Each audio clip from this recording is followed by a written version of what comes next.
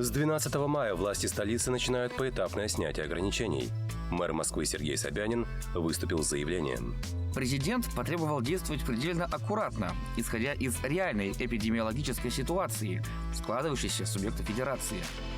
Что касается Москвы. Ситуация стабилизировалась. В системе здравоохранения имеется достаточный запас прочности. Сделаны очень важные шаги к победе над коронавирусом. И это огромная заслуга москвичей, которые в большинстве своем выполняют требования самоизоляции и социального дистанцирования. Возобновляют работу предприятия промышленности и строительства. В Москве снова начнется возведение домов, школ, дорог. На всех объектах организуют строгий санитарный контроль. Усилены меры безопасности для всех граждан. Маска и перчатки обязательны при посещении магазинов и торговых центров, при поездках на транспорте. За отсутствие средств защиты могут выписать штраф. Предприятия непроизводственных отраслей пока останутся закрыты. Ограничения продлены до 31 мая этого года.